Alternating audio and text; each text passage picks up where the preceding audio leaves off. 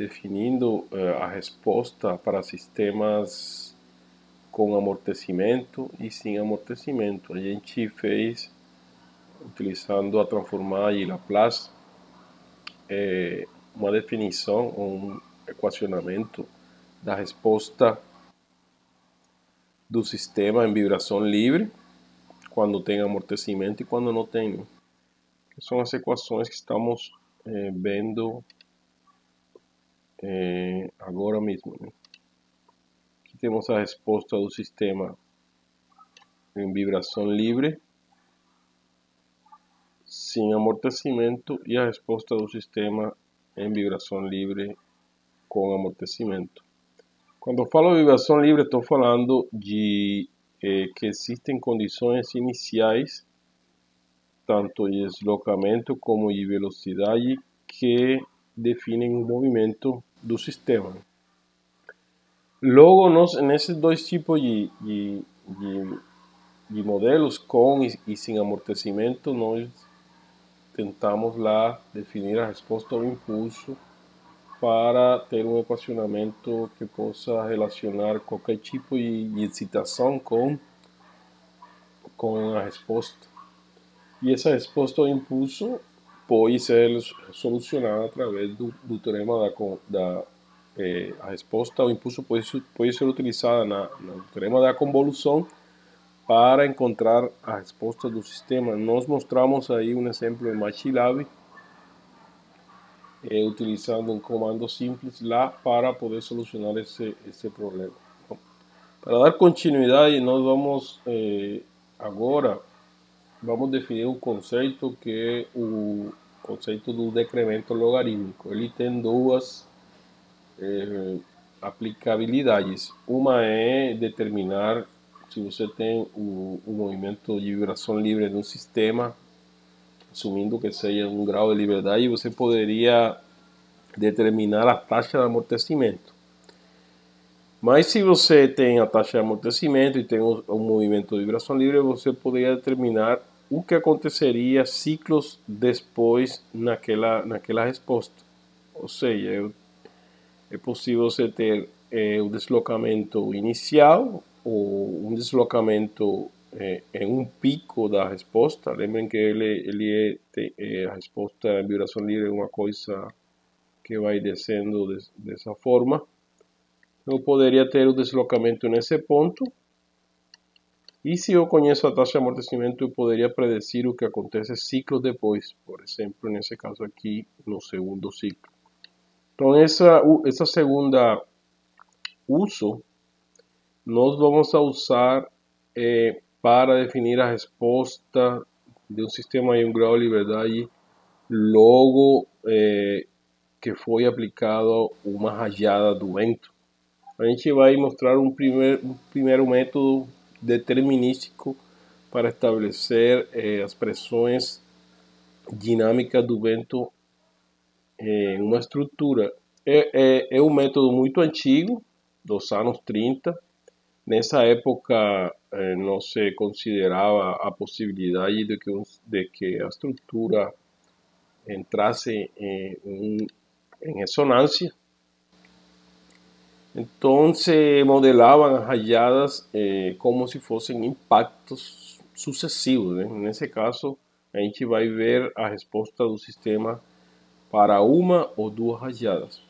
Aí nós vamos tentar mostrar que é possível estar errado nesse tipo de modelo, porque o problema da ressonância pode acontecer quando temos o golpe de várias rajadas sucessivas, e se essas rajadas elas digamos coincidem um pouco com o período natural da estrutura, é possível que a estrutura entre em ressonância. Então a metodologia aplicada não seria útil nessa situação, já que as respostas no sistema serão muito maiores que as que são previstas naquele método que não está considerando em nenhum momento a possibilidade de ressonância.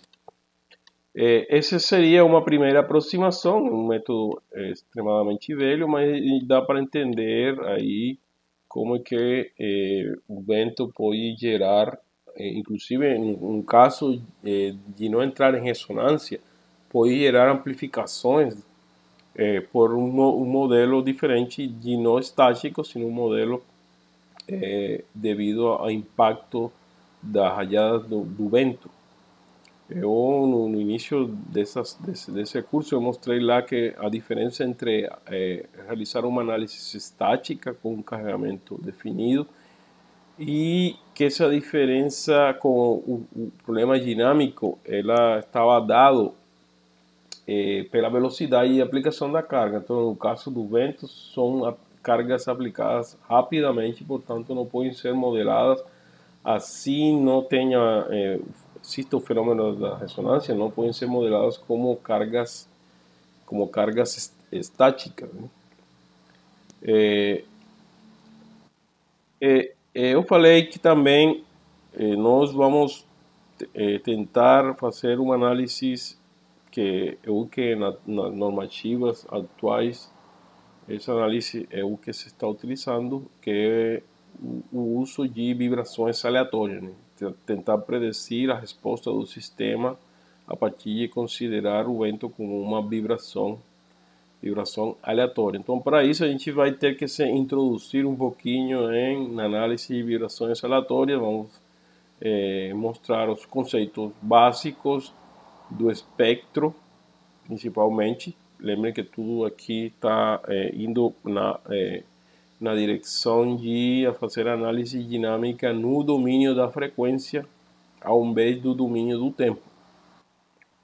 Então aí vamos possivelmente hoje fazer uma introdução a vibrações aleatórias antes de ver esses aspectos relacionados à vibração ou análise de vibrações determinísticas utilizando um método para cálculo de pressões do vento, modelando esses efeitos como se fossem rajadas sucessivas do vento.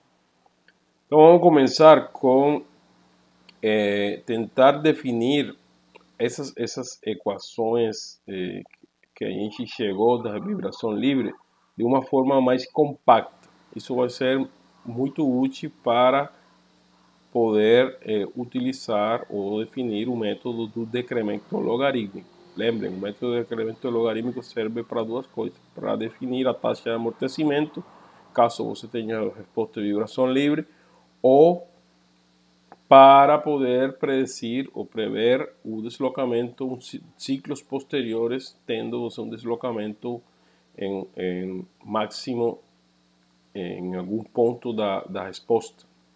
Então nós temos aí os dois tipos de equações que são muito similares, né?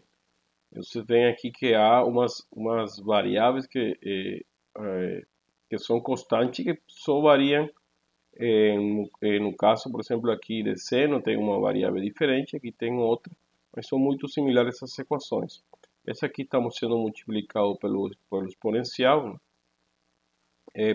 Porque está reduzindo a resposta do sistema, né? Esse exponencial aqui, ele é como um limite e está modulando a resposta do seno e cosseno, gerando que ela vai para zero, né?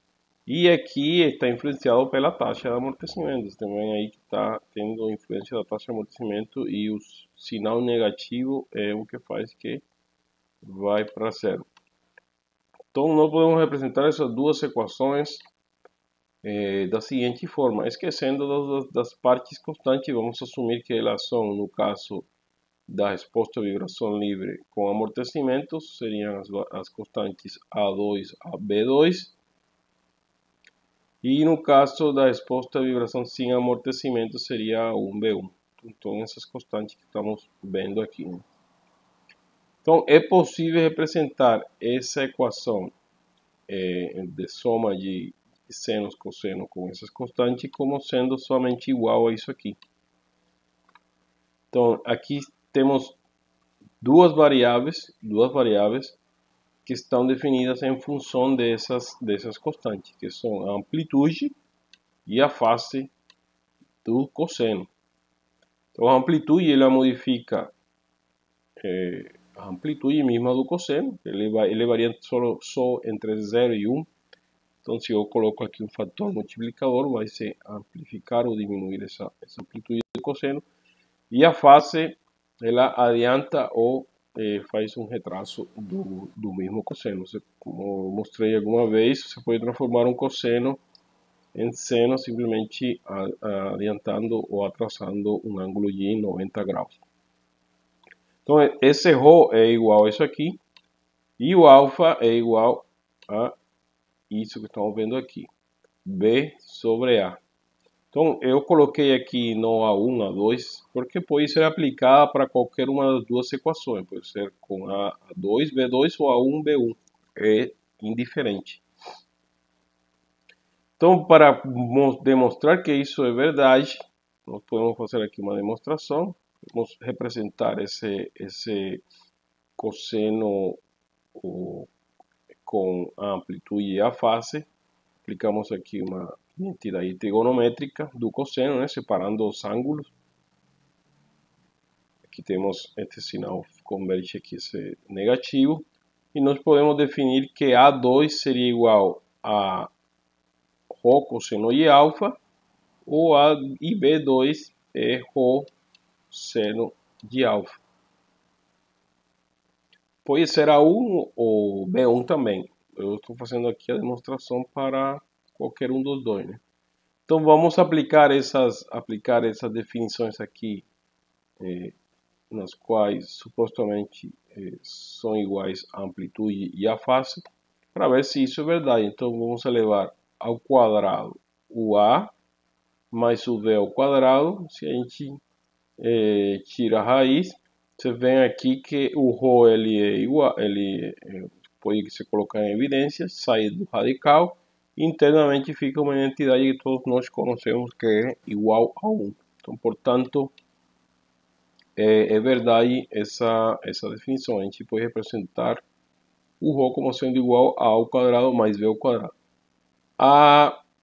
O alfa, que é a fase, pode ser representado como b sobre a. E aqui diz que é igual a menos tangente inverso de b sobre a. Então vamos utilizar aqui a definição de A2 e B2. Então ficaria b igual a menos ρ seno de alfa e A igual a ρ cosseno de alfa. Isso é igual a menos ρ tangente de alfa. E fazendo o tangente inverso para isolar o ângulo, nós chegamos nessa definição que está aqui.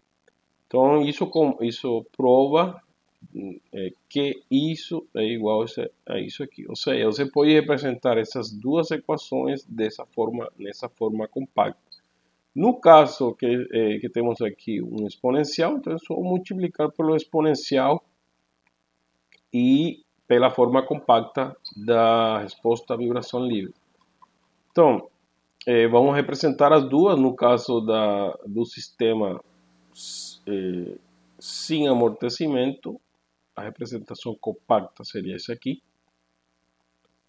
E no caso do sistema, aqui estamos vendo que ρ1 seria igual a isso aqui, utilizando as constantes que foram definidas lá em cima. E a fase seria igual a isso aqui, utilizando a definição da fase. No caso da vibração com amortecimento, a representação compacta está por essa equação. Aqui a gente está multiplicando pelo exponencial que está em decaimento. E a parte que fica com seno e cosseno pode ser representada da forma compacta. Então aí temos a amplitude e a fase. Então, para que era necessário representar isso da forma compacta? Para o seguinte, para poder definir um método que nós falamos. Esse método nós vamos usar depois, esse conceito realmente, nós vamos usar depois para poder definir a resposta de uma rajada, a resposta do sistema de uma rajada que parou, né? Houve um batimento da rajada, um golpe da rajada do vento. Aí eu quero saber o que aconteceu ciclos depois, saber a resposta residual do sistema e quando vem outra rajada. Então eu posso superpor os dois efeitos, a rajada próxima e a rajada e a resposta residual da rajada anterior. Então, por isso, a definição desse conceito do decremento logarítmico, que geralmente ele é utilizado na parte experimental muito, né, para definir a taxa de amortecimento do sistema, né? Em geral, o sistema tem várias frequências, não uma só. A gente está começando aqui por o mais simples, que é o sistema de um grau de liberdade, mas depois a gente vai ver vários sistemas com múltiplos graus de liberdade e vamos ver que cada frequência natural tem sua taxa de amortecimento. E essas taxas elas estão definidas de forma experimental, não tem uma relação direta com o material ou a estrutura, já que a forma de dissipação de energia em uma estrutura podem ser variadas e não estão diretamente relacionadas com o material, como pode ser a rigidez, que é através do uso do modo de elasticidade e da geometria da estrutura. A taxa de amortecimento é um fenômeno muito mais complexo de definir. O amortecimento de forma geral, né? O modelo que a gente usa em múltiplo grau de liberdade, ele tenta fazer uma superposição dos modos de diferentes, digamos, frequências ou modos de vibração, e um modelo desses estabelece que, bom, cada frequência tem sua taxa de amortecimento, mas a gente vai ver isso depois em detalhe, né? Só essa curiosidade aí em relação às taxas de amortecimento, que é um fenômeno bastante complexo para definir nas estruturas, muito diferente da rigidez ou da massa. Bom, como nós aí tínhamos mostrado, é possível definir a resposta em vibração livre da forma compacta, dessa forma aqui. Vamos utilizar a resposta em vibração livre evidentemente da resposta com amortecimento. Então nós temos aí a possibilidade de estabelecer um período amortecido, né?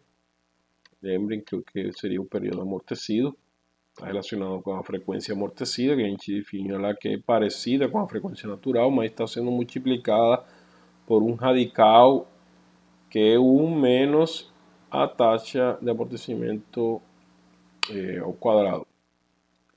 Bom, esse período amortecido digamos, um tempo que passa entre dois picos na resposta. E esse decaimento aqui depende principalmente da taxa de amortecimento. Então vamos ver isso aí. Então eu poderia definir a resposta nesse ponto e a resposta nesse ponto a partir de deslocar a equação mais um período amortecido. Então vamos definir a resposta no ponto 1 aqui será igual à equação, né? É um tempo tal. E eu vou somar esse tempo mais um período amortecido, ou um período amortecido da estrutura. Então vamos a somar esse período e seria a resposta no ponto 2. Aqui, resposta no ponto 2. Estamos somando dentro aqui do tempo. E vamos substituir, primeiro que tudo, aqui essa variável. Essa variável a gente sabe que 2π é a frequência amortecida. Vamos fazer a substituição aqui. Quando a gente faz a substituição, vê que esse multiplica o tempo e o W multiplica o período amortecido. O período amortecido é isso aqui, portanto a frequência amortecida ela se elimina e simplesmente fica 2π mais alfa. Mas nós sabemos que cosseno, quando é somado um 2π, é o mesmo cosseno, né? Se a gente está no círculo, se eu tenho um cosseno aqui, o cosseno desse ângulo, se eu sumo 2π, chego no mesmo ponto. Então é a mesma, isso aqui é igual a isso aqui.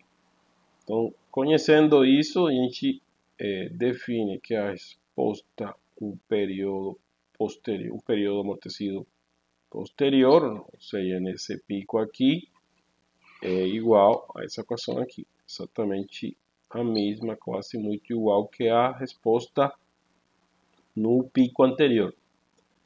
Bom, só que tem essa parte aqui que ficou diferente. Então vamos fazer uma divisão das duas amplitudes em cada um dos picos. Amplitude aqui e amplitude aqui no tempo. Vou fazer essa divisão e como a gente vê, essa parte aqui é igual e essa parte é igual, portanto ela é cancelada e simplesmente fica os exponenciais. Os exponenciais dividindo um ou outro. Vamos separar esse exponencial aqui em duas parcelas, né? Multiplicando, fica o exponencial somando, fica multiplicando. Nós vemos que esses dois são iguais, são eliminados e esse passa para cima, porque é negativo. Então ficaríamos com exponencial da taxa de amortecimento vezes a frequência natural vezes o período amortecido. Então aqui vem a razão do que porque esse método é chamado do decremento logarítmico. Primeiro porque a gente está calculando um decremento da amplitude. E segundo porque agora vamos aplicar o logaritmo. E essa parte aqui nós chamamos de decremento logarítmico. Vamos chamar como o delta aí. O delta. Então vamos, para poder isolar aqui a taxa de amortecimento, eu preciso aplicar o logaritmo. Né? Aplico o logaritmo desse lado e o logaritmo desse lado baixa o exponencial, ficaria simplesmente essa equação que temos aqui. Esse período amortecido pode ser representado por essa divisão aqui, 2π entre a frequência amortecida angular, e essa frequência amortecida é igual à frequência natural a raiz de 1 menos a taxa de amortecimento. Essas duas variáveis se cancelam, portanto fica que o decremento logarítmico é igual a essa definição aqui. Então, o decremento logarítmico tem que lembrar que é isso aqui, né? O logaritmo de dois picos consecutivos. Então, geralmente esse decremento logarítmico, como eu falei, ele é utilizado para avaliar a taxa de amortecimento. Então, se você tem os dois picos consecutivos, você simplesmente divide eles, tira o logaritmo, calcula o delta e, isolando daqui essa equação a taxa de amortecimento, você pode definir a taxa de amortecimento do seu problema, do seu sistema. Vocês podem ver aí que quando as taxas de amortecimento são muito baixas, aqui, muito baixas, é possível ter uma relação mais simples, né? Mas não tanto faz, é melhor utilizar o equacionamento completo. Ou seja, daqui você poderia simplesmente isolar a taxa de amortecimento como o decremento logarítmico dividido entre 2π, que aproxima essa equação aqui. Mas é melhor utilizar a equação completa. Precisa fazer essa aproximação. Bom, o decremento logarítmico, aqui vocês veem que são dois picos consecutivos, mas poderia você também calcular uma média, né? Se você tem vários picos, você pode ir lá no quinto, sétimo, um ciclo maior, não tem que ser um ciclo só, e também calcular um decremento logarítmico médio. Avaliando, digamos, por exemplo, vários ciclos, definir amplitude nesse ponto e vários ciclos depois faz da divisão e divide entre o número de ciclos, né? E também poderia definir o decremento logarítmico para vários vários ciclos de resposta. Bom, esse conceito aí era necessário para poder ver agora um método, ou dois, né, que de forma determinística modelam a rajada do vento, uma primeira aproximação feita ao início do século XX, que é o método de Rutherford. Então, estamos falando dos anos 30. Então, ele utiliza esse conceito do decremento logarítmico para poder determinar a resposta vários ciclos depois de que foi aplicado uma rajada. Então, a ideia do método de Rutherford é que é possível definir a pressão do vento máxima a partir de supor que, bom, o vento tem uma pressão média, e que ele tem flutuações em torno dessa pressão média. Essa pressão média ela está relacionada com a velocidade média do vento e há umas flutuações que podem diminuir a pressão, diminuir a velocidade ou aumentar a velocidade. Então, essas situações nas quais há aumento de velocidade do vento, nós vamos chamar das rajadas, ou golpe que gera o vento na estrutura. Um golpe que pode ser modelado como um impacto.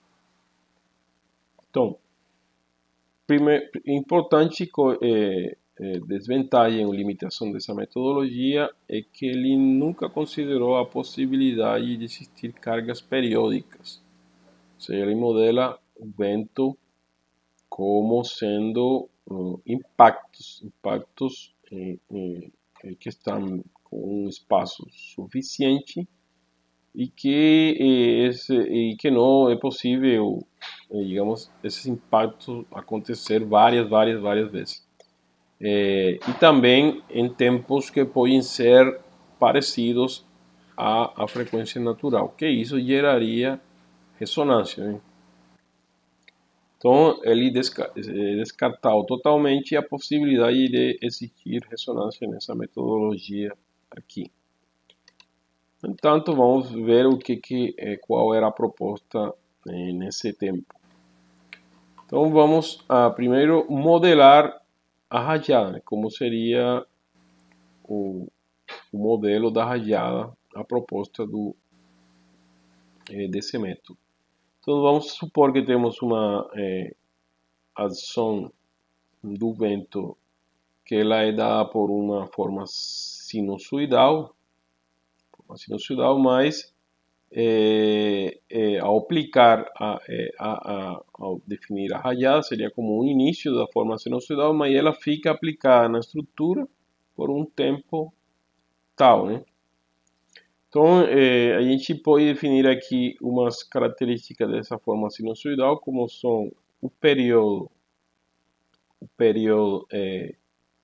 da forma da som sinusoidal, que pode ser aqui, a gente está vendo o período TR meios, que seria a metade, e o período completo seria essa distância aqui, né, entre os dois picos, ou essa distância total entre quando sai de zero e chega a zero. Bom, o vento, você vê, a gente está modelando aqui a flutuação, né? O que é a proposta do Rutherford. Aí vemos que a pressão aqui em torno da metade do seno é a pressão média, e essa aqui seria a pressão de flutuação. Então, a soma das duas, pressão média mais a pressão de flutuação, pode ser negativo ou positivo, a gente pega o lado positivo, porque seria pior, né? E isso seria a pressão máxima do vento. Bom, a resposta que pode gerar uma ação desse tipo, modelado dessa forma, né? Como sendo o início aqui sinusoidal e fica constante, uma resposta assim. A estrutura, o sistema de grau de liberdade, ele, quando é sometido a esse tipo de excitação, ele sobe e logo ele fica, quando chega nessa parte, ele começa a flutuar também. Ele começa a ter uma flutuação em torno da resposta estática. Se você faz um modelo estático, você vai ter uma resposta parecida com a força. Se você faz aqui, aplica uma força desse tipo em um modelo estático, supondo ele vai ter uma resposta assim,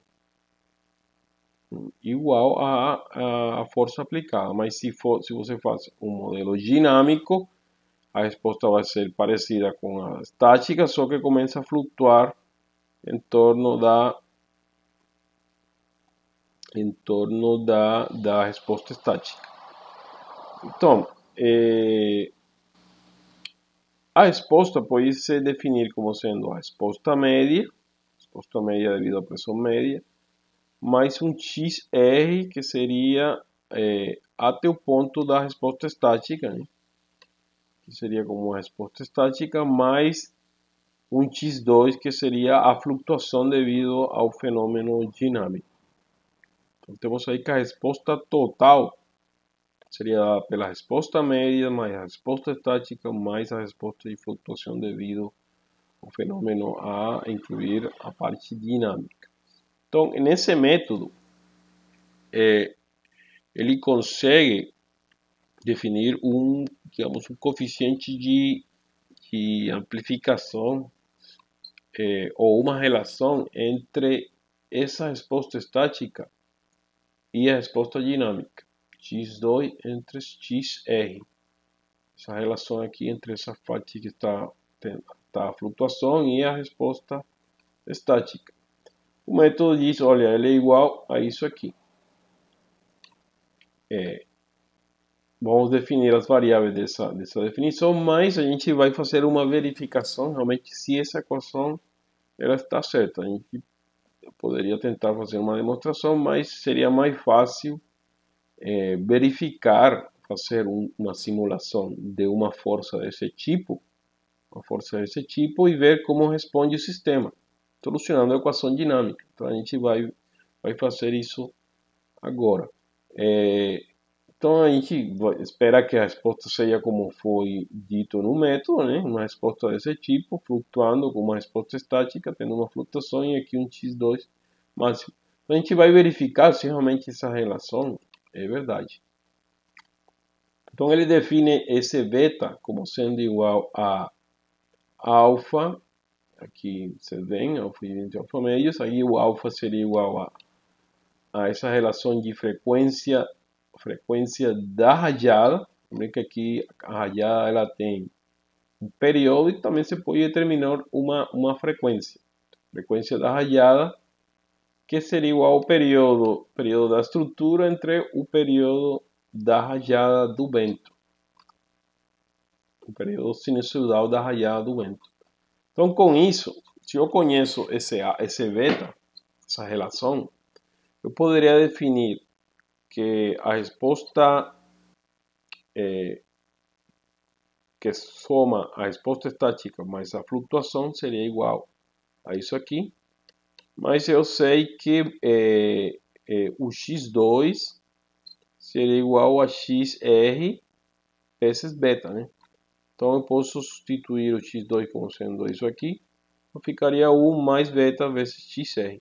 Aí fazendo uma soma total da resposta máxima, que seria igual à resposta média, mais aquela resposta que está por cima da resposta média, que é a xr mais x2, nós obtemos a resposta máxima total, que seria a média mais isso aqui. Então,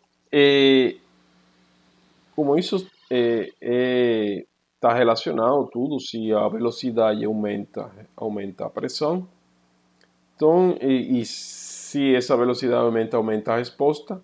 Então, a gente pode, de forma equivalente, a partir dessa equação de resposta máxima, estabelecer uma equação de pressão máxima, que seria dado por uma pressão média relacionada com a velocidade média e uma pressão QR relacionada com a pressão estática, né?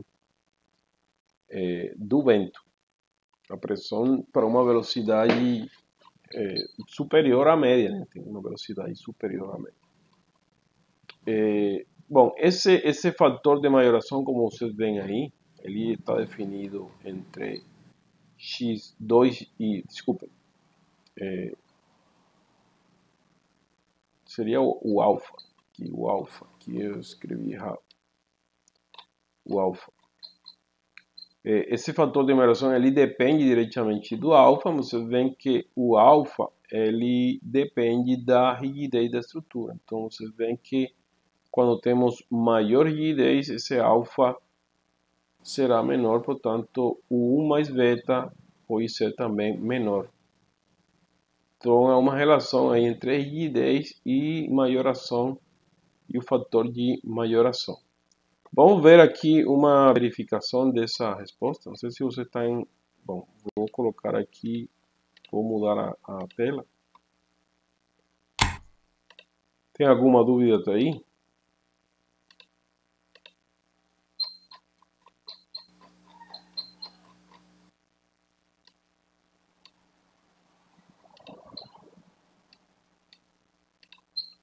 Então vamos fazer uma simulação utilizando os conceitos que a gente sabe, mas é uma ferramenta que nos ajuda a fazer isso.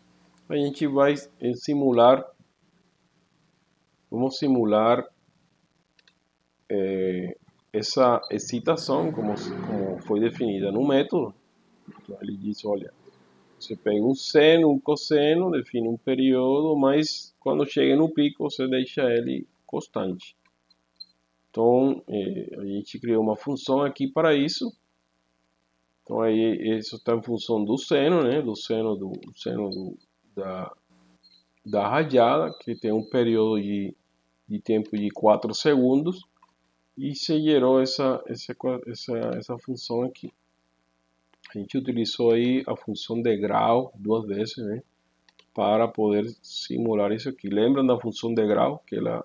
Aqui, por exemplo, ele elimina o seno logo depois do 1 a um período dividido entre 4 e depois suma a função de grau, suma o degrau para gerar essa parte lá em cima. Então, para isso a gente utilizou a utilidade da função de grau para simular esse tipo de sinal.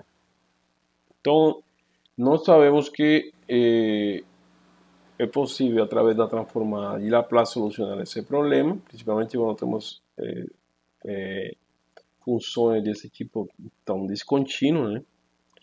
Ou geradas assim com funções de grau ou funções de impulso. Seria muito difícil utilizar outra metodologia diferente da transformada de Laplace para conhecer a resposta desse sistema. Então, o que a gente vai fazer é aplicar a transformada de Laplace daquela excitação e multiplicar pela função de transferência. Ao multiplicar a função de transferência do sistema de um grau de liberdade, que nós sabemos que é igual a 1 sobre S ao quadrado, a frequência do sistema ao quadrado, vou multiplicar a transformada e Laplace da excitação entre a função de transferência, ou multiplicar pela função de transferência, e vamos aplicar a transformada inversa de Laplace para saber a resposta do sistema. Aqui se aplicou a transformada inversa de Laplace, a resposta no domínio do S, e essa resposta seria a resposta do sistema. Foi graficado aqui, vocês estão vendo que o resultado é parecido ou igual como é previsto no método. Ele sobe e começa a ter umas flutuações em torno aqui da suposta resposta estática. Se a gente fizesse uma análise estática dessa força, a gente teria uma resposta parecida com excitação, né? Sobe e fica aí constante. Bom, então a gente, o que vai corroborar ou verificar é realmente se essa equação de proposta no método é real. A gente vai corroborar pegando aqui, pegando cada uma das amplitudes. A gente teria que pegar o XR, né, e o X2. Então o X2 que eu vou fazer é tentar determinar o mínimo, né? A gente derivou essa função. Com essa função eu posso encontrar o mínimo. Então, o mínimo dessa amplitude é mais ou menos 0,018. Essa amplitude aqui na parte flutuante, né? Então o XR seria menos o X máximo, né? O deslocamento máximo, ou a resposta máxima, ela seria o XR, que pode ser a resposta estática, que vai aqui no meio, que eu posso calcular simplesmente pegando a força máxima dividido entre a rigidez. E nos dá um valor de mais ou menos 0,025, ou seja, por aqui pela metade que está indo a resposta estática se eu fizesse uma análise estática. Aqui 0,25. Então a resposta máxima seria igual ao XR, que o XR, resposta estática, menos o X mínimo, XR menos o X mínimo, multiplicado por 2, eu chego a esse X2 mais o X mínimo, que é a distância que tem aqui. Então, dessa forma, eu tenho a resposta máxima. Eu poderia também simplesmente pegar nesse tempo aqui e olhar a resposta máxima, e mais ou menos é 0,30 e alguma coisa, né?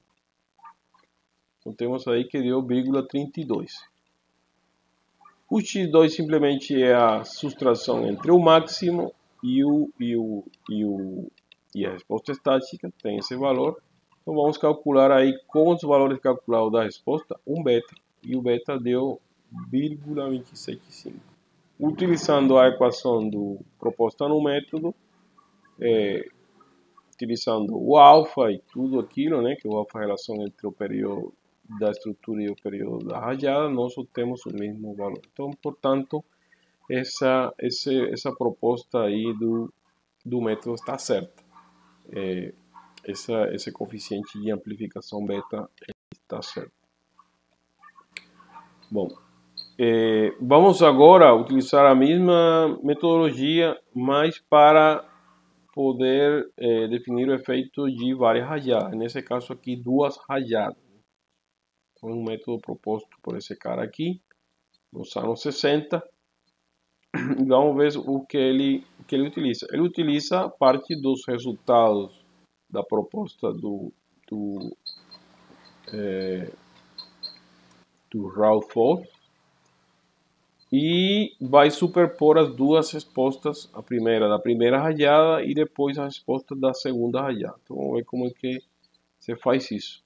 Então, da mesma forma, ele define a resposta da estrutura como sendo uma resposta, uma pressão média, desculpem, o modelo da ação do vento, uma pressão média e uma pressão flutuante que pode ser modelada com seno, né? Então aqui a soma das duas dá a pressão máxima. Então o modelo dos senos, ele define aqui um meio período do seno, como tem que ser maior de 4 segundos. Profe, una pregunta, es que no estamos viendo el PDF, o Tá. por lo menos yo. Tá, já mostro lá, desculpa.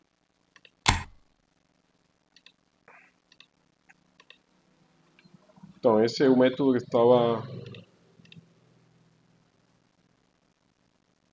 mostrando. Ainda bem não continuei.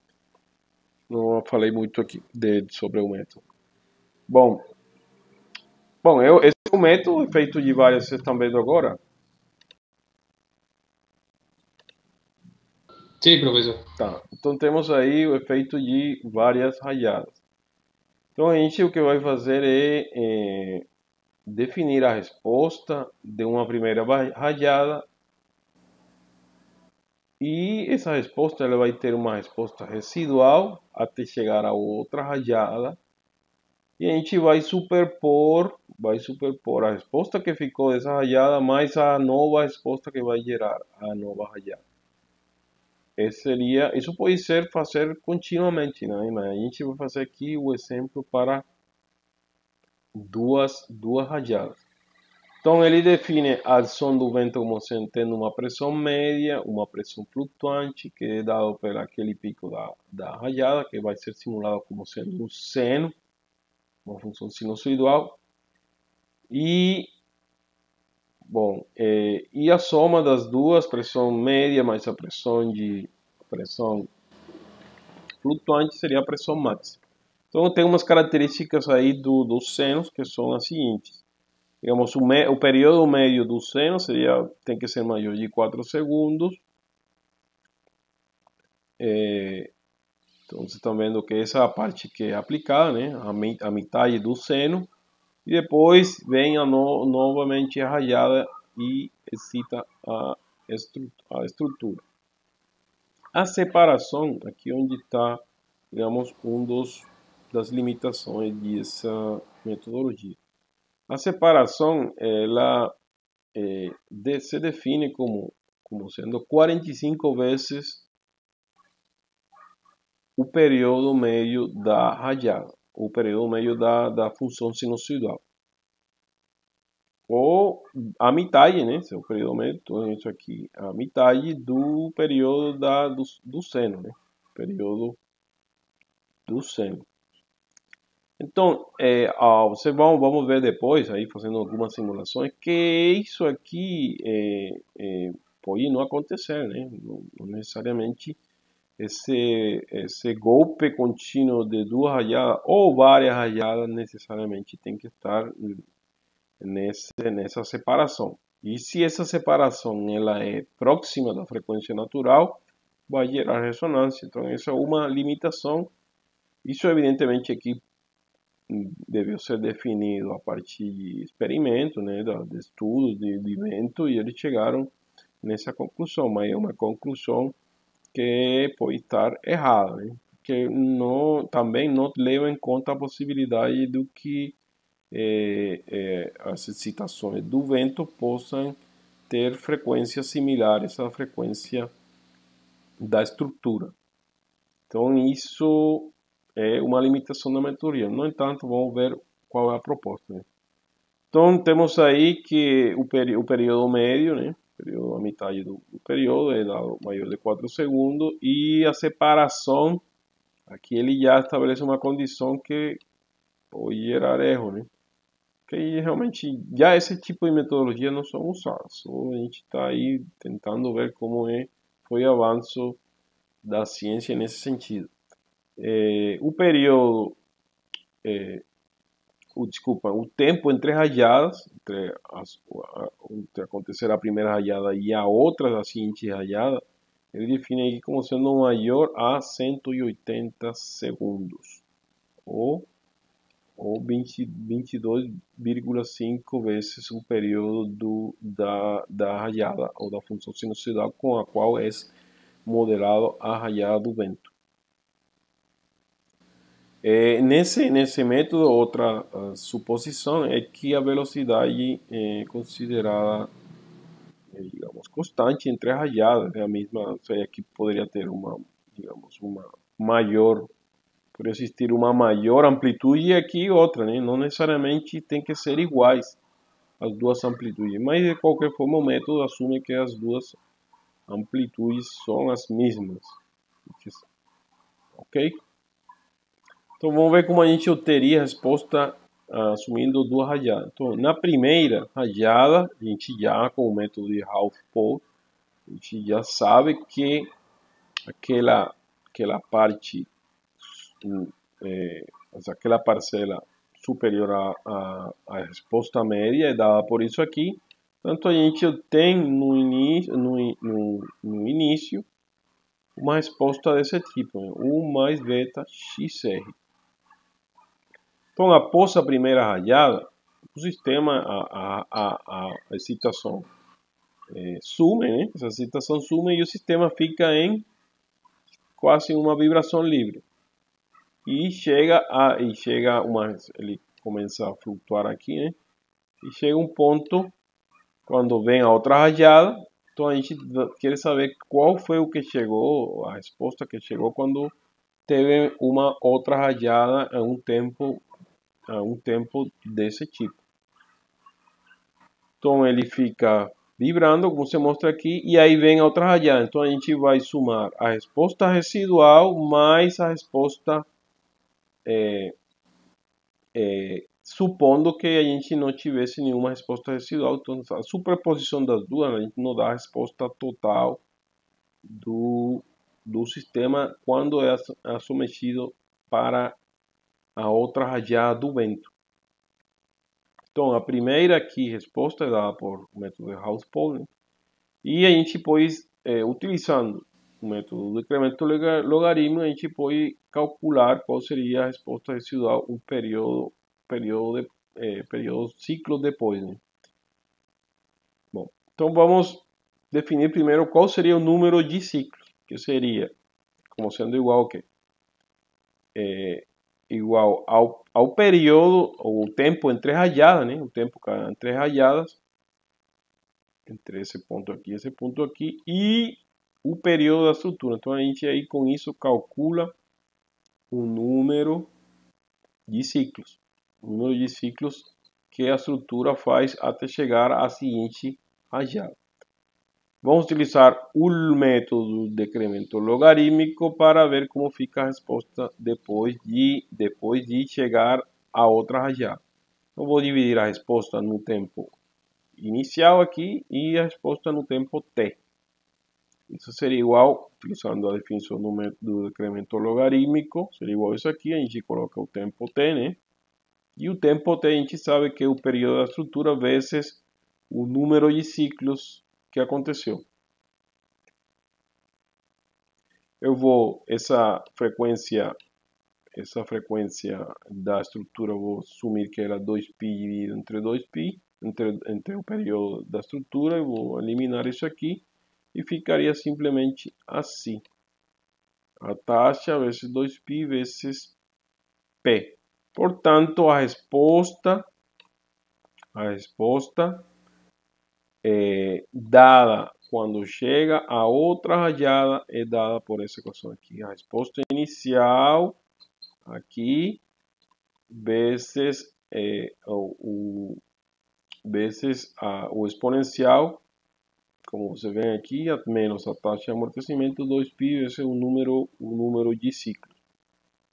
Então, somando isso aqui, porque aqui quando chega, ele chegou com essa resposta, mas quando aplica a nova rajada, de novo tem uma resposta equivalente ao método de Hauspoll, né? Então a gente soma esses dois efeitos e tem a resposta total. Então vamos fazer essa soma dos dois efeitos. Seria a resposta média mais a resposta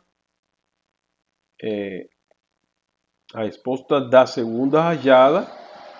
Beleza? Essa resposta aqui é a segunda rajada. E a resposta da parte residual que ficou da primeira rajada, que é o que vemos aqui, né? Então aqui a gente está substituindo a resposta inicial da primeira rajada, que é isso aqui, vezes o exponencial. Então ficaríamos com, a gente pode aqui colocar em evidência o XR, e nossa resposta máxima seria igual à resposta média mais isso aqui. E aqui a gente vai ter dois fatores que fazem a majoração da resposta estática no final, que seria o fator, o fator aqui dinâmico, e esse aqui seria o fator devido à repetição da rajada. Como essa parte aqui é a parte do residual, né? O residual que ficou da primeira rajada. Então, Essa equação pode ser equivalente a definir as pressões do vento, né? A resposta ela é proporcional à velocidade e, portanto, proporcional à pressão. Então, a velocidade do vento. Então, nossa equação utilizando esse método da pressão do vento pode ser modelada dessa forma. Vou mostrar aqui um exemplo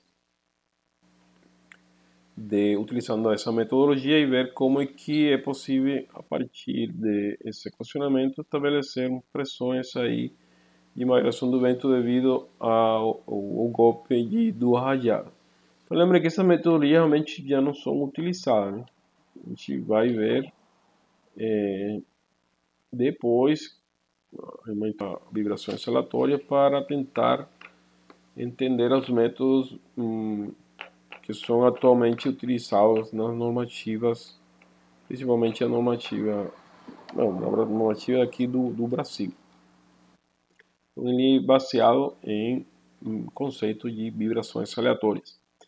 De qualquer forma, vamos mostrar um exemplo e a gente vai ver depois, vamos fazer uma simulação, vou mostrar aqui uma simulação do vento, mas não assumindo aquelas suposições dessa metodologia. Eles assumem aqui que o tempo entre rajadas tem que ser maior de 180 segundos, mas eu poderia realmente reduzir ou colocar outro tipo de tempo para ver qual o efeito na estrutura. A gente vai ver aí que se esse tempo ele é similar ao período da estrutura, as respostas podem se amplificar e a gente vai ter resposta muito maior da resposta que essa metodologia nos oferece.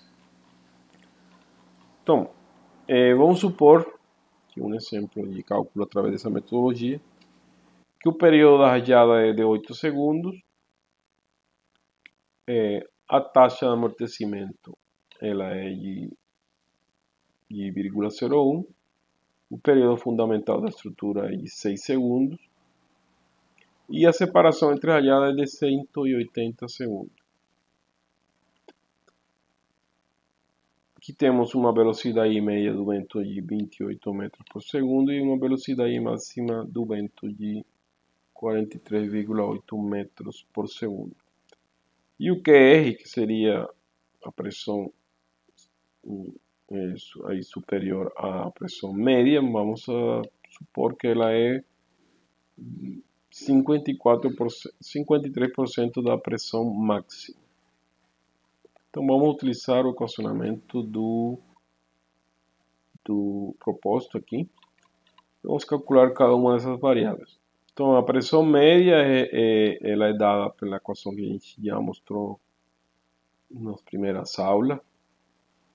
A gente vai utilizar essa equação sempre para definir a pressão do vento, que é a densidade do ar vezes a velocidade do vento ao quadrado. A densidade do ar é aproximadamente igual a isso aqui quando temos uma temperatura de aproximadamente 15 graus. E utilizando essa equação a gente tem que essa pressão com a velocidade média é igual a 49,49 kN por metro quadrado. A pressão máxima, utilizando a velocidade máxima, é mais ou menos essa pressão aqui, 1,17 kN por metro quadrado. Sendo uma relação entre a pressão média e a pressão máxima, vemos aí que essa pressão média é 0,42 vezes a pressão máxima. Então vamos utilizar a equação aquela. Então temos aí a pressão média, o K1 e K2 tem que ser calculado, né? Vezes a pressão QR. Então a pressão média pode ser representada em função da pressão máxima com esse fator. E nós sabemos que o QR é 0,58. Aqui eu falei, aqui é 0,58, não 53.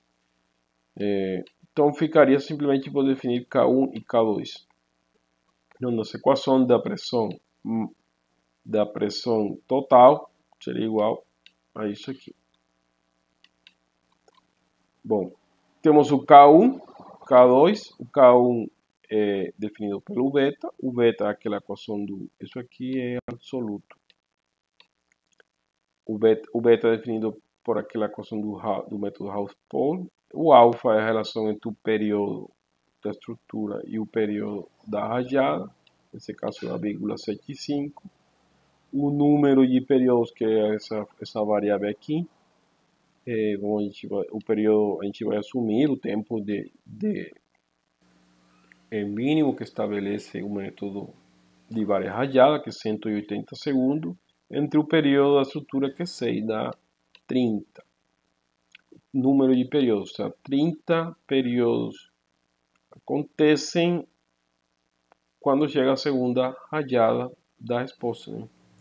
O beta, fazendo esse cálculo, o beta dá 0,88 e fazendo a substituição aqui nessa equação, temos um K1 de 1,88 e um K2 de 1,15.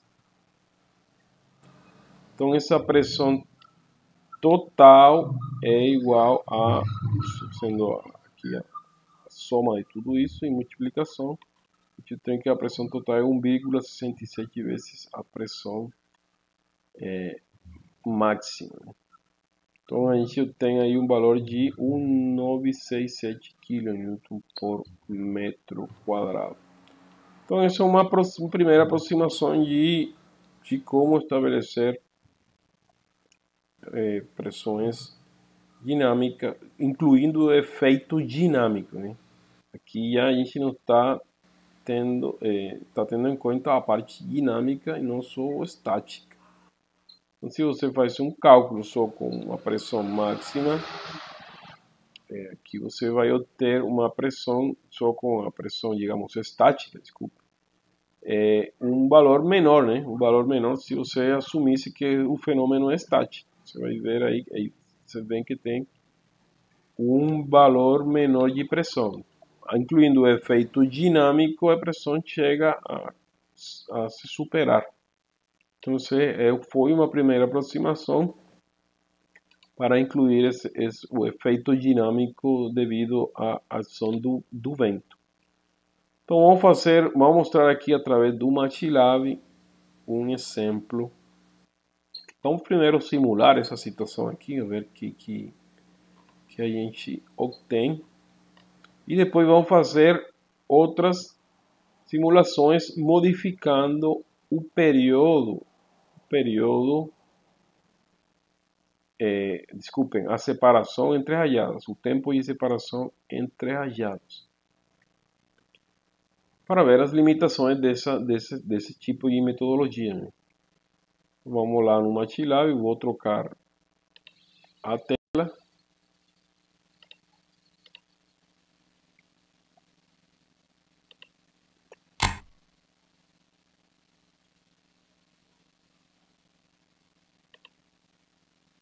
Vou compartilhar a tela toda.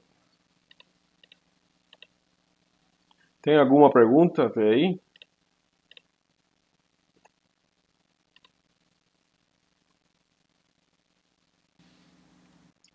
Alô? Não, profe. Tudo bem, tudo bom. Então vamos lá. A gente vai, a gente simular aí essa situação. A gente tem aí uma taxa de amortecimento de 0,01. Colocar aqui os valores de entrada. O período da radiada é de 8 segundos. 8 segundos.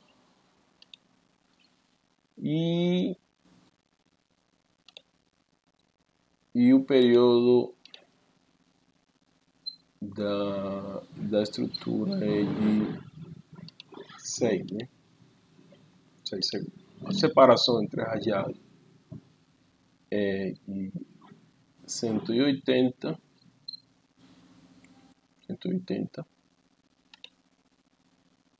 Tá, com isso acho que a gente já pode.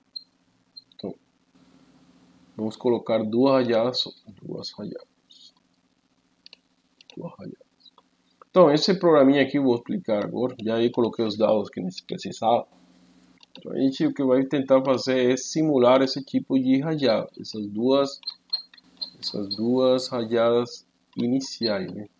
Aqui, isso aqui e esse aqui depois. Com os respectivos dados, né?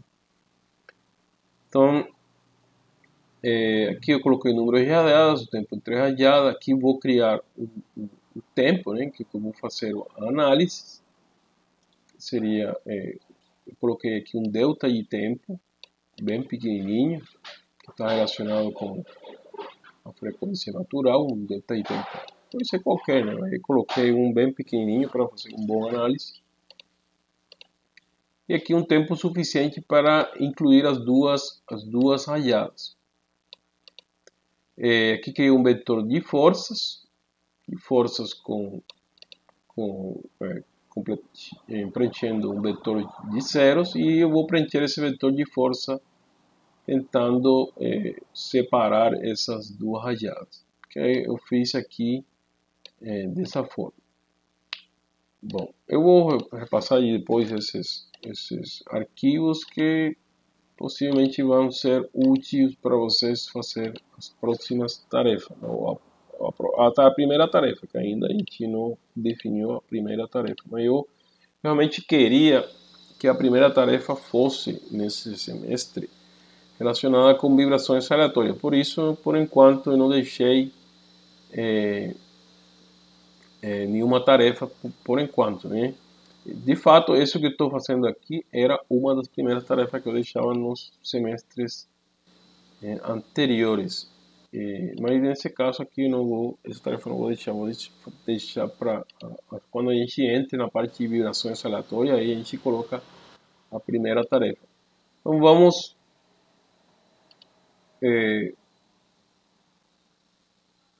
esperar aqui, que senão já está demorando. Então vou mostrar aí como ficaria a rajada do vento.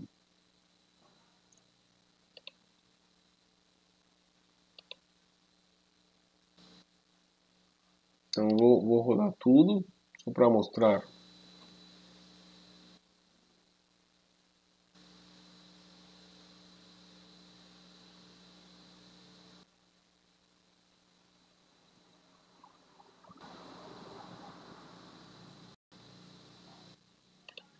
Então aí vemos as duas rajadas. As duas rajadas e o que acontece, né? Então, segundo o método, deveria ter 30, que eu não sei se terá, né? Não dá para contar realmente 30 ciclos de aqui até aqui. Aí vem acontecer a segunda rajada e então o método que tenta prever esse deslocamento aqui, esse deslocamento máximo. Embora eu não fiz o cálculo, né, porque a gente fez o cálculo em função das pressões, mas utilizando essa equação aqui, a gente poderia ver se realmente está chegando um valor. Aqui nesse caso, a deslocamento médio seria igual a zero, né? Então simplesmente seria calcular esses dois valores aqui, K1, K2, o deslocamento estático, e ver qual seria o deslocamento estático, o XR, calcular o XR, né? Qual seria o deslocamento total. Então isso que realmente faz o análise, né? De uma forma simples, tentar prever esse valor de deslocamento nesse ponto aqui. Vocês veem que esse valor, ele vou mostrar aí, fazer um zoom, se consigo fazer um zoom, ele é maior, esse valor aqui é maior que esse valor aqui, porque aqui está somando o residual, né? A parte que ficou da primeira resposta. Então esse valor aqui ele tem que ser maior que o primeiro aqui. Que deu o 0,16 e aqui dá 0,19. Ele é um pouquinho maior, incluindo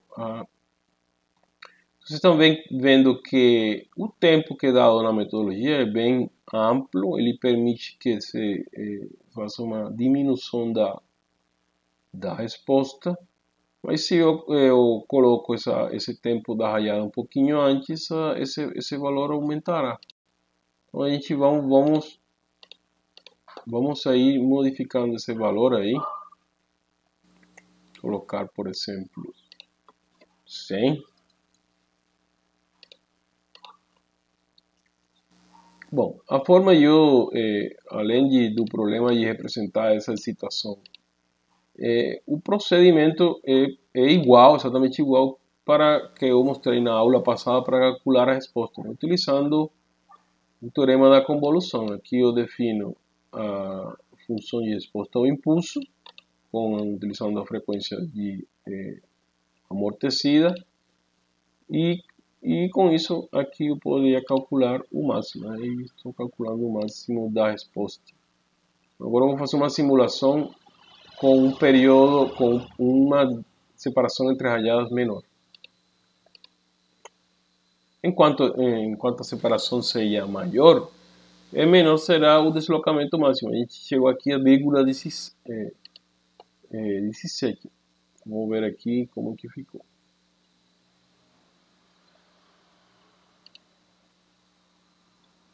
Bom, aí ficou um pouquinho maior, né, que o outro, mas chegou um ponto em que esse período deve ser exato, né? Chegou um ponto em que a resposta estava indo num outro sentido, né?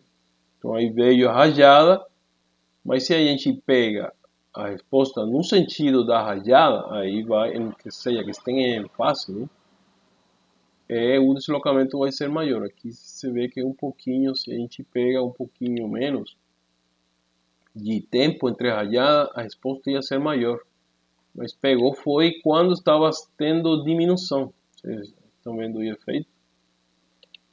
A gente poderia colocar, acho que sendo uma diminuição aí de 6.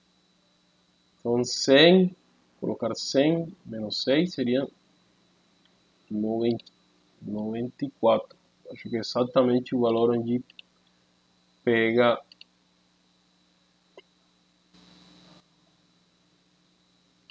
Vamos ver. Também não.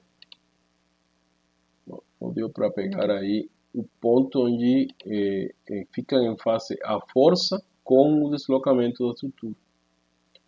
Mas vamos assumir que temos várias rajadas, né? Não somente duas, vamos assumir que temos mais, para ver o efeito de colocar várias rajadas, colocar 100 rajadas. Com um tempo, com o tempo entre... Não, aqui eu modifiquei o período da rajada. Fiz errado aí, modifiquei onde não era. O exemplo era de 8 segundos. Aqui era 8.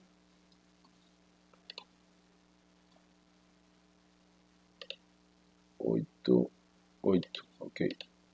Então vou colocar aqui 180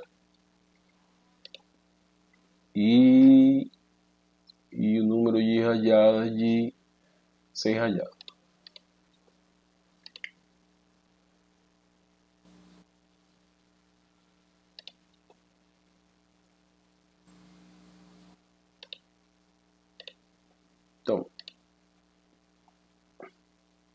Então aqui, não sei se dá para enxergar, vocês estão vendo que na medida que eu estou aplicando mais rajadas, se eu pego a estrutura na situação em face, ou seja, a resposta da estrutura está na mesma direção da força, eu consigo ter aí respostas cada vez maiores, né? Então aqui é possível que comece a aumentar a resposta. Aqui vai 0,20, de 0,19 a 0,20. Aqui deveria ser um pouquinho, está sendo igual, né? Aqui chegou a 0,20, mas começou com 0,17, chegou a 0,20. Mas ainda assim, isso não seria muito problema, se você coloca várias rajadas, né? Seria muito, com esses tempos com esses tempos de separação entre rajadas. Mas vamos supor que esses tenham várias rajadas e vou ter uma excitação, um tempo entre rajadas que seja similar ao período da estrutura ou à frequência da estrutura. Vamos ver aí qual seria o efeito disso. E estão vendo aí aqui que o deslocamento máximo lá, se eu assumir várias rajadas, 6 rajadas, o deslocamento máximo era 0,20, aqui está dando 0,87. Vamos ver a resposta que aconteceu. Então olha o problema, né? Vendo aí o que pode acontecer se eu tenho várias rajadas que estão batendo a estrutura a uma frequência similar do sistema, né? Então aí vemos o fenômeno da ressonância, né? Apesar de que temos várias rajadas, né? Apesar de que nós temos um ciclo, ou seja, digamos, um seno normal. Se a gente colocasse um seno normal, seria pior, né? Seria pior um seno normal, mas aqui são um seno pela metade, mas que está aplicando na mesma frequência. E ainda assim estamos tendo o problema da ressonância. Então, esse é, digamos, o que não prevê aquele método, né? A possibilidade de ter várias rajadas com frequências com uma separação similar à separação da estrutura. Essas separações que dá na metodologia são realmente muito altas e possivelmente nem se assemelhem com a frequência os períodos da estrutura. Vamos diminuir aí o número de rajadas, colocar 2. E ainda assim, houve com 2 rajadas só, que tenham no mesmo período da estrutura, já há também um processo aí de ressonância. Temos amplitudes aí que chegam a 0,32 e em aquela forma, utilizando umas separações tão grandes de 180 segundos, temos amplitudes muito menores, né? Porque há uma recuperação aí da estrutura para menores deslocamentos, uma dissipação da energia. Então, tem alguma pergunta? Então, essas metodologias, elas são realmente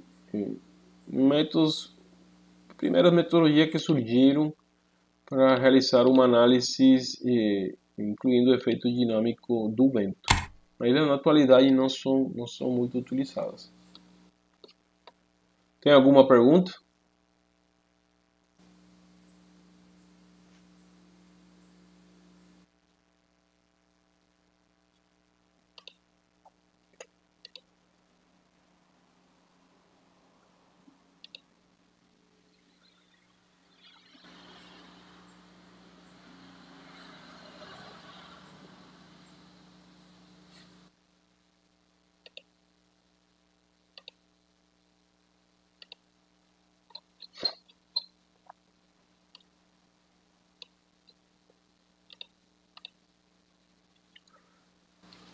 Ok, então vamos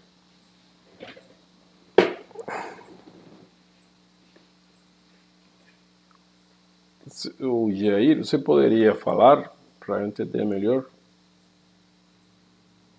Sí, pero es que no entendí viendo el gráfico de las respuestas que con las varias rayadas, cómo es que se ve que ya está teniendo resonancia con la frecuencia que tiene la estructura.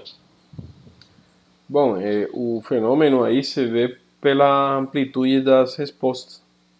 Quando a gente fez com separações grandes, a resposta deu 0,20. Entendeu? Mas quando eu fiz uma redução da separação, tentando essa separação do tempo da rajada ser igual ao período da estrutura, aí a resposta foi para 0,87, ou seja, se amplificou quase 4 vezes. Houve uma, ou seja, simplesmente deixando a mesma amplitude da excitação, simplesmente modificando o tempo de separação entre rajadas, você obtém resposta diferente. Não sei se entendeu isso aí. Ah, ok, sim, já entendi. Sei, aí a gente simulou o caso de uma excitação tendo um período similar ao período da estrutura e entrou em ressonância, as amplitudes foram muito maiores. O método daquele método que eu mostrei aí, primeiro que tudo com as separações, os tempos de separação entre rajadas, já ele está tentando evitar o problema da ressonância, ele está sendo conservador, ele assume que isso não seria possível, que o tempo de separação entre rajadas seja similar ao período da estrutura, e está, digamos, desprezando o possível fenômeno de ressonância na estrutura. Mas, como falei, são as primeiras tentativas que surgiram para tentar incluir o efeito dinâmico devido à ação do vento. Porém, digamos, apesar de que o método ele não prevê a ressonância, ele já dá valores superiores que se você faz uma análise estática, né? Então já ele melhorou um pouquinho, houve uma melhora no sentido de que realmente analisar o vento simplesmente como uma força estática não era o melhor. Mas ele já dá pressões maiores do que fazer uma análise estática. Mas a gente vai ver digamos, uns métodos que tentam incluir tudo isso e não simplesmente suposições de como o vento ele pode se comportar. Porque o vento é uma questão bem complexa de se analisar, né? São rajadas em qualquer direção e com velocidades que variam o tempo inteiro.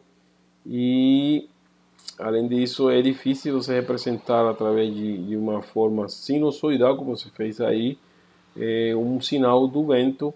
Portanto, surgem algumas outras metodologias que utilizam conceitos de vibrações aleatórias para analisar a possível resposta do vento. Então, a ideia lá deixa do lado a parte determinística e a gente entra a estudar digamos, a dispersão da resposta da estrutura em base a um espectro do vento. O espectro do vento é que a gente já inclui aí todas as possibilidades de frequência do vento.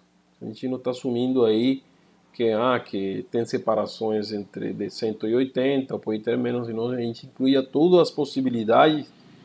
Mas como isso não é possível fazer de forma determinística, você teria que analisar cada uma das frequências do vento, através da análise espectral, você assume aí já todas as possibilidades e você tem uma resposta probabilística, né? Você sabe em como varia a resposta, entre que um mínimo e um máximo como varia a resposta, e você pode aí tentar procurar uma probabilidade de excedências da resposta mínimos. Ou seja, você tem aí no final vamos ter digamos, uma curva de Gauss que modela a resposta final devido a um processo aleatório. E a gente, olha, eu vou pegar lá do lado superior um 5% de probabilidade de excedência. E com isso, você pode calcular respostas extremas na estrutura devido a uma vibração aleatória que você conhece, não de forma exata, mas sim conhece as características estatísticas dela. Então, isso que a gente vamos tentar fazer uma introdução sobre isso. É uma introdução que não tenta ser muito, digamos, formal, senão tentar ver aí com os conceitos necessários e e entender aí como se representa de forma com espectral o fenômeno de vibrações, ou seja, entre como se modela a excitação e como a gente tem uma resposta assumindo que a vibração é aleatória. Então, vamos primeiro a dar uns conceitos de estatística, né? De estatística, que são alguns conceitos dele que não são muito complexos, né? E a gente vai estudar agora, estudar agora o fenômeno de vibrações aleatórias. A gente vai assumir que o vento ele não dá para se definir como uma forma definida, como tentou aquelas duas metodologias. Então vamos primeiro falar aqui algumas coisas de estatística.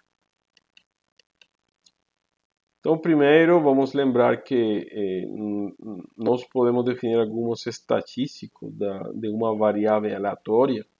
Vamos supor aqui que nós temos uma variável aleatória que a gente não conhece de forma determinística. E a gente pode definir, por exemplo, a média. A média ela é definida através de uma integral e tal, mas eu não vou mostrar essa parte aqui. Simplesmente que a média é o valor esperado essa é a anotação, né? Esse é o valor esperado dessa variável aleatória. Também temos outro estatístico que é a variância. A variância é o valor esperado da variável aleatória menos a média ao quadrado. Essas duas estatísticas são os principais que são estudados na estatística, né? E você pode estimar eles têm uma definição formal através de integral e tal, mas aqui com isso aqui é suficiente para nós trabalhar, né? Mas você pode estimar eles, estimação é diferente que, digamos, a definição formal, né? Você pode estimar, quer dizer que estimação pode conter erro, pode conter um erro, uma aproximação desses dois estatísticos. Então a média ela pode ser estimar dessa forma. Você pega todos os dados, faz uma somatória e divide entre n. Esse estimador da média é um estimador que não tem viés, né? Se você pega, você não conhece a média da variável aleatória, mas se você utiliza esse equacionamento e você adiciona um monte de dados, esse estimador da média, o que se espera é que ele tem uma convergência no final ao valor real da média da variável aleatória. Então ela não tem viés no final.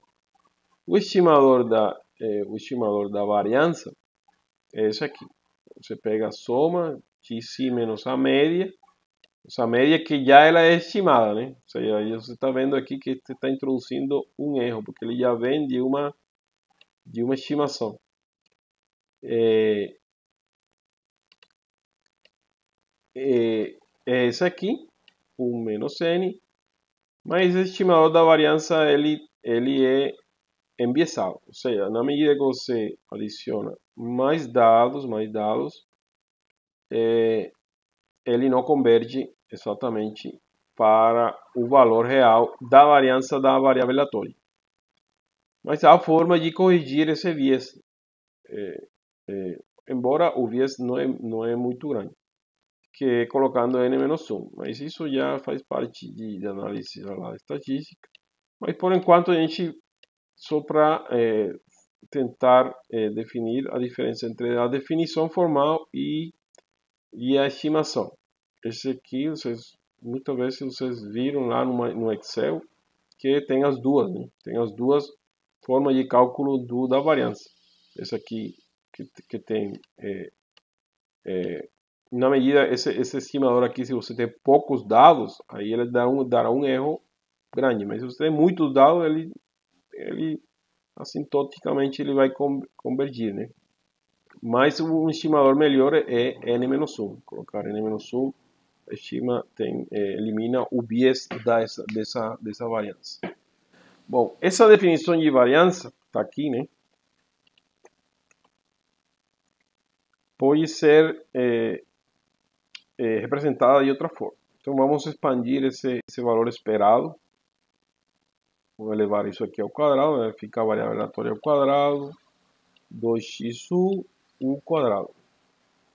Lembrem que quando eu coloco esse chapuzinho aí, eu estou falando que é estimação. Nesse caso aqui, não é estimação não. Aqui é o valor real mesmo da média da população, ou da média da variável aleatória. Então, eu vou tirar o valor esperado do que é aleatório, né? Porque a média já não é, isso não é aleatório, é uma constante. Então, ficaria o valor esperado de x ao quadrado, 2 vezes o valor esperado da variável aleatória, vezes u, mais u ao quadrado. A gente sabe que esse valor esperado da variável aleatória é igual a u.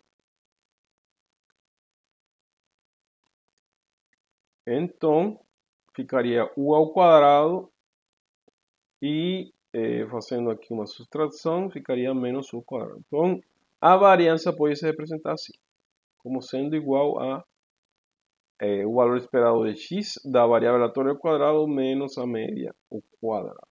Essa parte aqui vai ser muito relevante depois. Por enquanto, nós vamos chamar de R. Então, nós podemos ver aí que a variância fica igual a R menos U ao quadrado. O estimador desse R, então, digamos, pode se dar dessa forma, x ao quadrado dividido entre n. Da mesma forma que tem o estimador da variância. Vamos explorar outro conceito aqui. Por enquanto, o importante é saber aqui é que a variância é igual a 1R menos a média ao quadrado. A variância da variável aleatória. Bom, na estatística você usa vários tipos de distribuições de probabilidade. Entre elas, a mais importante é a distribuição normal, já que muitos fenômenos da natureza podem ser modelados com esse tipo de distribuição. E essa distribuição ela tem em conta dois parâmetros, uma média e uma variância, o que nós chamamos de dispersão da variável aleatória. À medida que essa variância é maior, digamos, um gráfico dessa função aqui seria isso aqui, né? Em torno da média, ou nós chamamos de o Gauss, né? E na medida que essa variância ela é maior, fica a dispersão maior, ou seja, fica a largura aqui embaixo fica maior, portanto você tem aí menor, digamos, maior incerteza em relação aos dados, né? Se você tem uma figura desse tipo, você tem maior certeza dessa informação. Fica menos disperso. Bom, você pode calcular probabilidades se sua variável aleatória tem esse comportamento normal. Você pode estudar probabilidades da variável aleatória ter algum tipo de resultado, né? Que seja maior alguma coisa, menor alguma coisa, ou esteja entre dois resultados. Então você pode saber, olha, se eu conheço, minha variável aleatória ela tem uma média tal e um desvio padrão tal, uma expressão tal, eu poderia saber a probabilidade de que essa variável aleatória seja maior que 2, por exemplo, ou que esteja entre 2 e tanto. Então você pode calcular probabilidades de variação ou de resultado dessa variável aleatória. Então, como era feito isso lá na estatística? Só para lembrar. Então, temos aí a função. A integral dessa função normal, ela de menos infinito a infinito é igual a 1.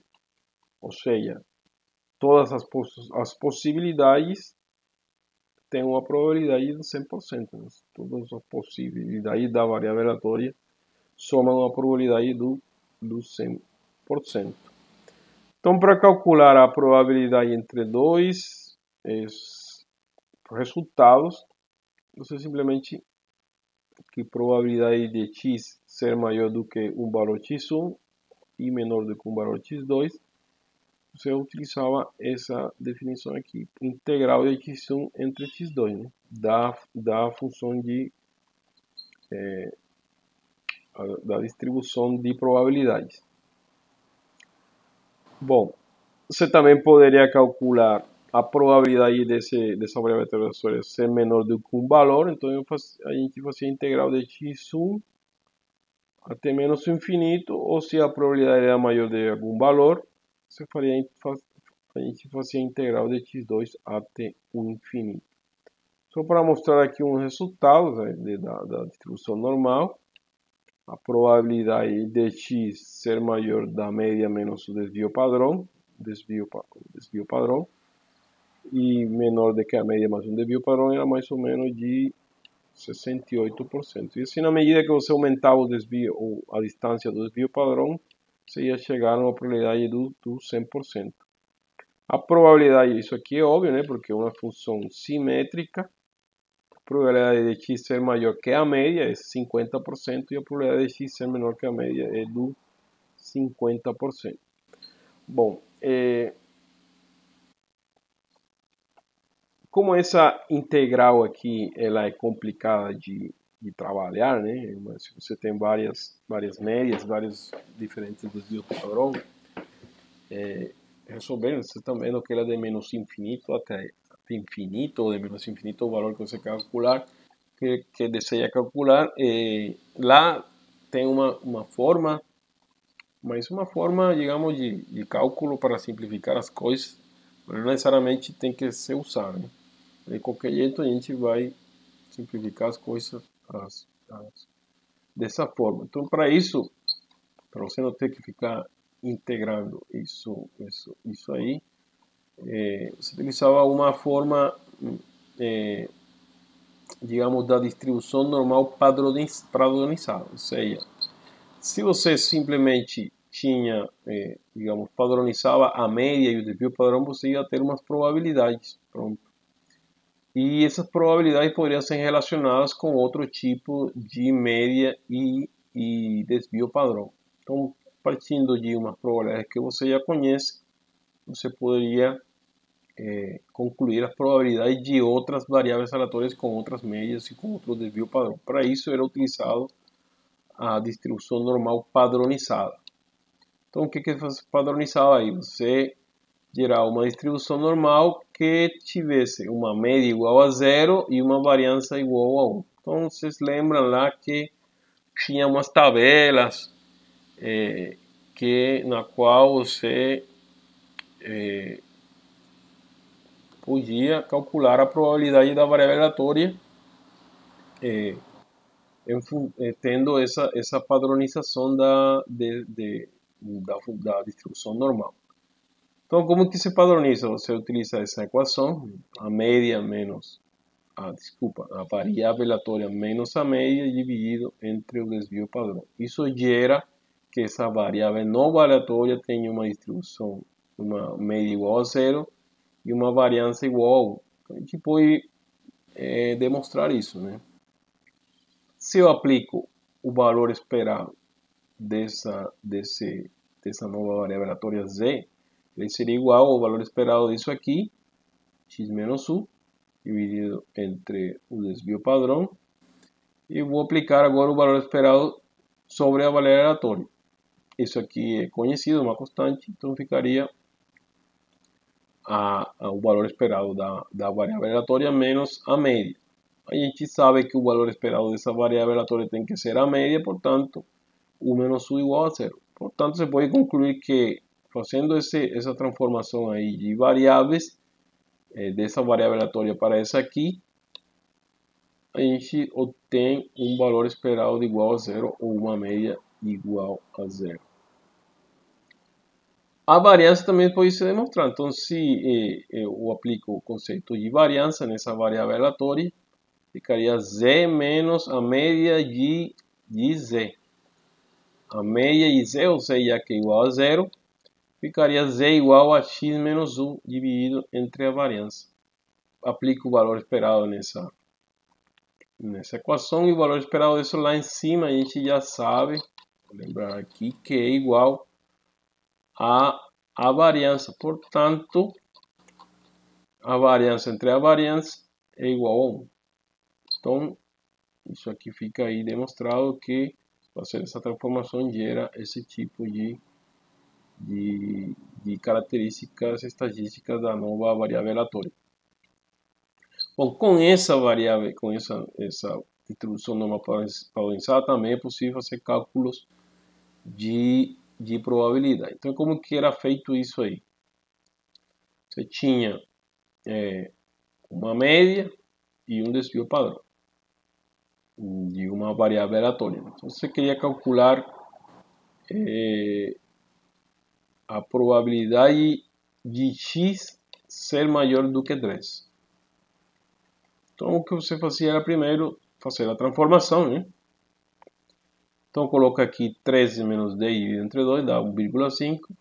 Isso aqui, a probabilidade de x ser maior do que 1,13, é igual a ter uma probabilidade de z ser maior do que 1,5. Então, essas probabilidades aqui do z estão, digamos, há tabelas para calcular essa probabilidade. Mas é um método velho, né? Muitos programas você não precisa da tabela, você simplesmente procura, por exemplo, o MATLAB, você pode calcular a probabilidade para qualquer tipo de variável. Mas vamos lembrar da metodologia velha, uma metodologia que se utiliza lá na estatística para calcular essa probabilidade. Então, você ia na tabela, se encontra algum tipo de tabela aqui no meu computador.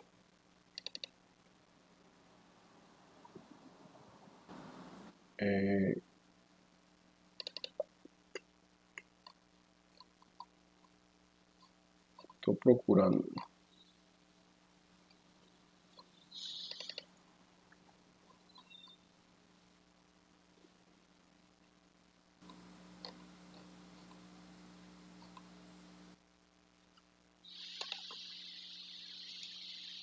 Eu vou simplesmente para lembrar vocês esse tipo de tabela.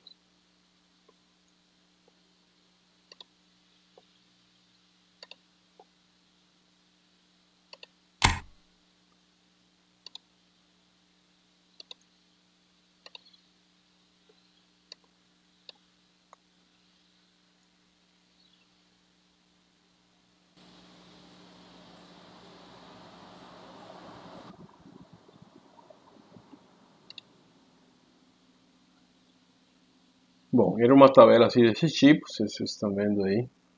Então a probabilidade, aqui a tabela sempre era calculada a probabilidade de z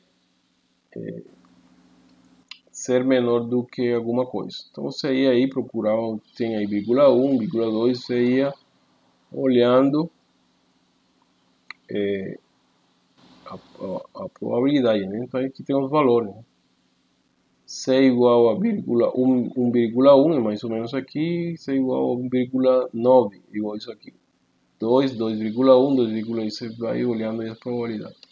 Então, no nosso caso aqui, você procurava nessa tabela. Vou botar aqui no PDF. Então, você tinha que transformar a tabelas, não sei se tem tabelas com probabilidade de Z ser maior. Mas essa tabela aí é com probabilidade de Z ser menor.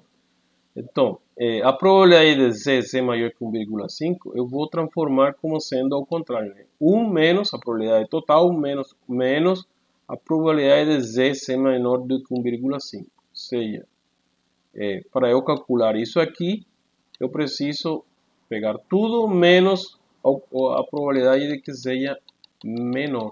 Então, isso é igual a isso aqui. Você procura na tabela esse valor, que dá 1,93. de 1,5, pode procurar na tabela, e temos aí a probabilidade de x ser maior que 13, como sendo igual a quase 6%, 6,6%. Bom, esse era o jeito de você fazer cálculo de probabilidades lá na estatística.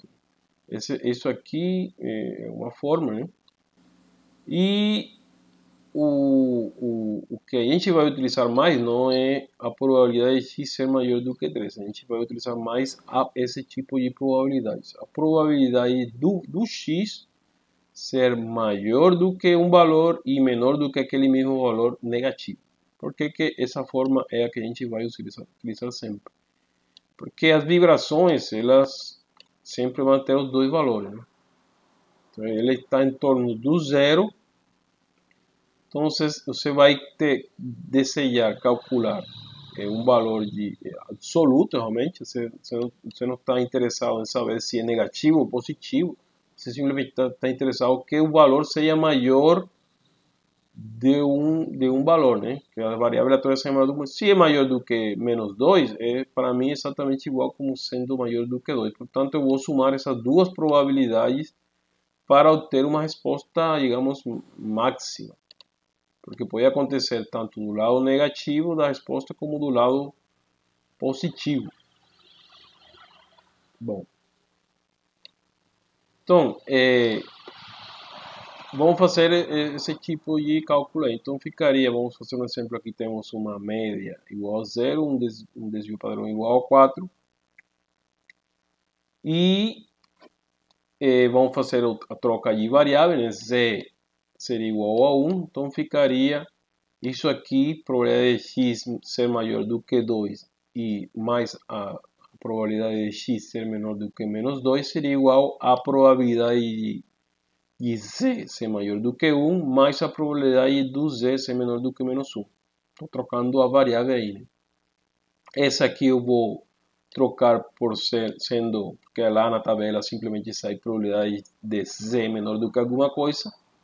Então vou trocar isso aqui como 1 menos isso aqui, mais a probabilidade de z ser menor do que menos 1. Procurando na tabela, você tem que essa probabilidade de z ser menor do que 1,84 e a probabilidade disso aqui é isso aqui.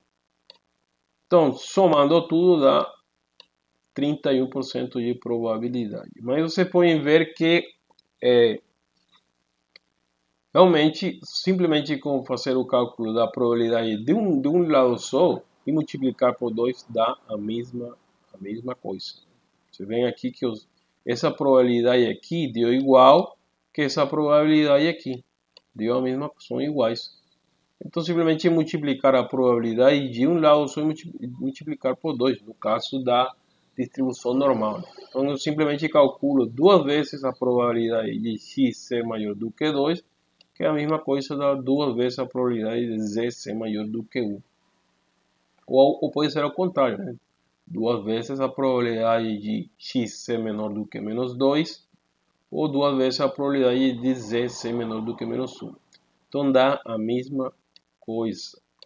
E utilizar duas vezes de um lado só é suficiente. Então a gente sempre vai utilizar essa equação aqui para calcular probabilidades de excedência da resposta. Bom, essa é a introdução que eu queria fazer, eu não quero entrar mais para frente. Mas a gente vai aplicar esses conceitos aqui são de estatística, a gente vai aplicar esse conceito em vibrações aleatórias. Então eu queria aí simplesmente fazer essa introdução, lembrar esses conceitos estatísticos, e a gente vai ver depois que tudo isso que eu mostrei aqui vai ser aplicado lá depois para fazer cálculo de probabilidades em vibrações aleatórias. Tem alguma pergunta?